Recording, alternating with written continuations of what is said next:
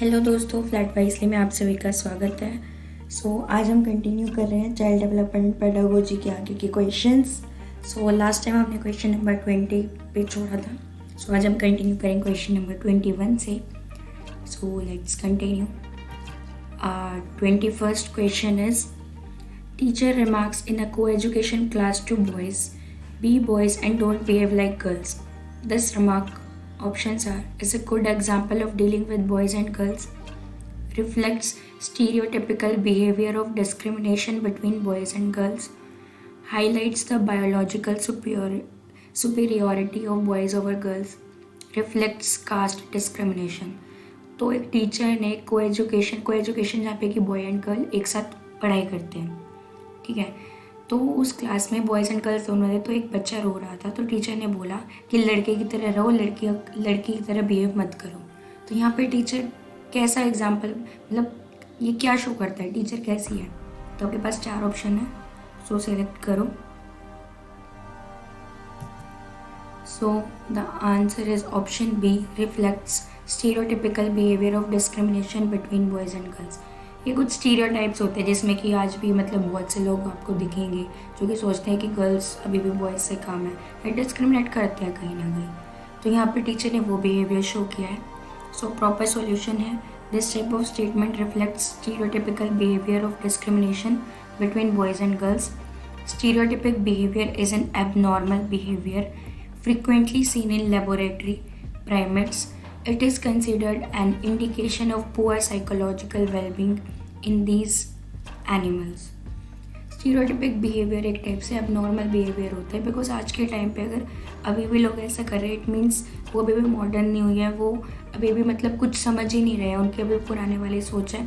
तो वो चीज़ नहीं होनी चाहिए। और एक तरह से ये पुअर साइकोलॉजिकल पर्सन है वो, और कहीं ना कहीं उन पर्सन को काइंड ऑफ एनिमल समझा जाता है।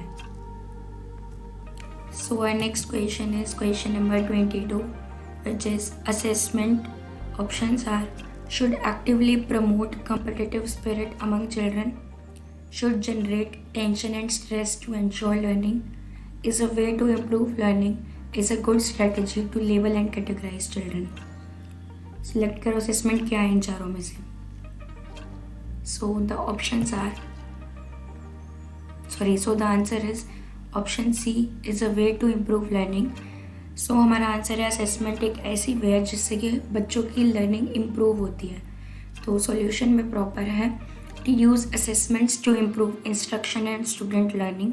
Teachers need to change their approach to assessments in 3 important ways.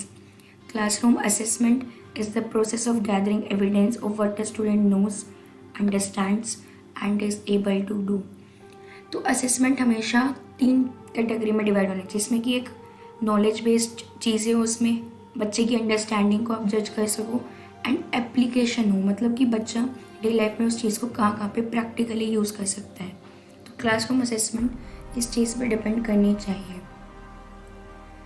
Next question is question number 23, which one of the following statements best describes inclusion. Inclusion क्या है, नीचे 4 ऑप्शन में से। The options are it is the believe that some children cannot learn at all. It is the philosophy that all children have a right to get equal education in a regular school system. It is the philosophy that special children are a special gift of God. It is the belief that children need to be segregated according to their abilities. आपके according answer क्या होगा इसका? The answer is option B. It is the philosophy that all children have a right to get equal education in a regular school system. ये एक philosophy है inclusion कि हर तरह का बच्चा, फिर चाहे वो डिसेबल हो, वो प्रॉपर डिसेबल नहीं है, वो प्रॉपर ठीक है, तो भी उसे राइट है कि वो इक्वल एजुकेशन ले और वो रेगुलर स्कूल में जा सके। The proper solution is inclusion is an educational approach and philosophy that provides all students with community membership and greater opportunities for academic and social achievement. Inclusion is the philosophy that all children have a right to get equal education in a regular school system. Inclusion एक ऐसी है educational approach है, ये education की तरफ से एक approach I है, मतलब एक बड़ा स्टेप है एंड ये एक फिलॉसफी भी है कि हर स्टूडेंट, जो भी सभी स्टूडेंट्स, चाहे वो किसी भी कम्युनिटी से बिलोंग करते हो या वो कहीं के भी हो, सबको अपॉर्चुनिटीज़ मिलनी चाहिए कि वो एकेडमिक और सोशल अचीवमेंट कर पाए, अच्छे से वो पढ़ाई करें एंड लोगों से इंटरेक्शन उनका सभी से अच्छा रहे, कोई उनके साथ डिस्क्रिमिनेशन ना करे। तो इंक्लूजन एक फ़िलॉसफी है जो कि हर चिल्ड्रन को राइट देता है कि वो स्कूल में पढ़ाई करने जा सकते हैं, फिर चाहे वो बच्चा डिसेबल है या वो बच्चा डिसेबल नहीं है। So our next question is which is 24th question. To cater to the children from disadvantaged background, a teacher should। एक चाइल्ड अगर डिसएडवांटेज्ड बैकग्राउंड से है तो टीचर को क्या करना चाहिए? So the options are try to find out more about them and involve them in class discussions, make them sit separately in the class, ignore them as they can not interact with other students, give them a lot of written work. तो आपके according क्या होना चाहिए? Teacher को कैसा behave करना चाहिए जो बच्चे थोड़ी पुअर फैमिली से, उनका बैकग्राउंड थोड़ा अच्छा नहीं है? तो the answer is option A, try to find out more about them and involve them in class discussions. एक मूवी भी आई थी हिचकी, जिसमें कि वही था कि कुछ बैकग्राउंड स्टूडेंट जो म्यूनिसिपल स्कूल से थे वो एक बड़े स्कूल में आए, तो उनके साथ दूसरे बच्चे गलत बिहेव करते हैं, बट वो जो टीचर होती है वो उन बच्चों के बारे में जानती है, उन्हें क्लास डिस्कशंस में इन्वॉल्व करती है एंड उन बच्चों को आगे बढ़ाती है। तो टीचर का यही वर्क होना चाहिए कि वो किसी को भी ऊंचा नीचा नहीं समझे, बिकॉज अगर किसी का बैकग्राउंड अच्छा नहीं है, अगर वो पढ़ेंगे आगे जाके वो भी अच्छा कमाएंगे, तो वो अपने बैकग्राउंड को खुद डेवलप कर लेंगे, वो अपर बैकग्राउंड पे अपने आप पहुंच जाएंगे, उनकी भी अपनी इज्जत है। तो उनके बारे में हमें ट्राई करना चाहिए, अगर उनको ईजीली समझ नहीं आ रहा है तो हम उनको इन्वॉल्व करें एंड अलग अलग एक्टिविटीज़ से बच्चों को समझाएं। तो प्रॉपर सॉल्यूशन है, a teacher should try to find out more about disadvantage background student and involve them in class discussions. Prejudice against the poor of whatever race or ethnicity is another force that works against the academic achievement of disadvantaged students। हर एक teacher को बच्चे के बारे में अच्छे से जानना चाहिए कि वो डिसएडवांटेज बैकग्राउंड का है और उसको इन्वॉल्व करना चाहिए क्लास डिस्कशन में। ऐसा नहीं है कि सब डिसएडवांटेज बैकग्राउंड के बच्चों को ही ज़्यादातर जाने, हर बच्चे को टीचर का एक फ़र्ज़ बनता है कि वो उसको जाने, उसकी हैबिट्स को पहचाने एंड वो कैसे क्लास में अच्छा आगे कर सकता है, वो कौन सी चीज़ों से समझेगा। तो टीचर को पूरा ध्यान देना चाहिए।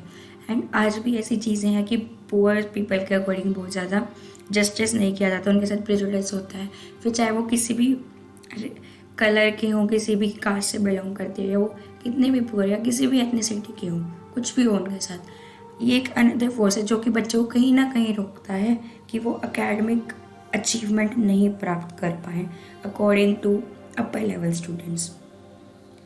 सो our last question is question number 25। Which one of the following behaviours is an identifier of a child with the learning disability. जो नीचे 4 ऑप्शंस हैं, इनमें से कौन सा ऐसा चाइल्ड है जिसको लर्निंग डिसेबिलिटी है, कौन से चाइल्ड का ऐसा बिहेवियर है? So our options is abusive behaviour, writing BSD, was as so, 21 as 12, low attention span and high physical activity, frequent mood swings। सो आपके अकॉर्डिंग ऐसा कौन सा आंसर है कि एक चाइल्ड लर्निंग डिसेबिलिटी है? किस चाइल्ड के बिहेवियर से आपको पता लग रहा है? So the answer is option B, writing BSD, was as so, 21 as 12। हमारा सॉल्यूशन है option B, shows the dyslexia learning disability. Dyslexia learning disability में होता है कि ना कुछ लोग होता है S को F बोलते हैं, ठीक है, जैसे वॉज को वो उल्टा लिख रही है, सो बी को वो D लिख रहे हैं, 21 को वो 12 लिख रहे हैं। तो ये डायलेक्सिया एक लर्निंग डिसेबिलिटी होती है जिसमें कि एक बच्चे को प्रॉब्लम आ जाती है।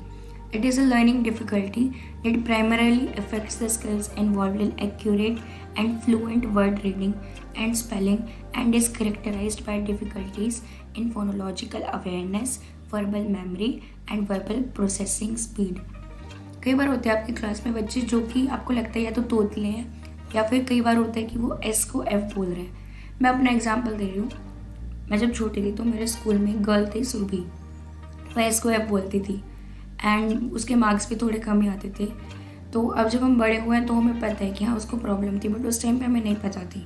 तो हमने कहीं ना कहीं उसके साथ भी डिस्क्रिमिनेट किया, उसको अलग रखते थे कि नहीं इसको कुछ नहीं आता and all and all. But ऐसा नहीं करना चाहिए। हम उस बच्चे को ठीक कर सकते हैं, उसको ज़्यादातर रीडिंग प्रैक्टिस करा के, उनको अच्छे से बार बार वर्ड्स को बुलवा के कि आपको एफ़ से ये वर्ड बोलना है और एस से ये वाले वर्ड्स हैं, उनकी वर्बली मेमोराइज करा के उन्हें चीज़ों को और उनकी स्पीड को जनरेट करके कि आपको कैसे बोलना है।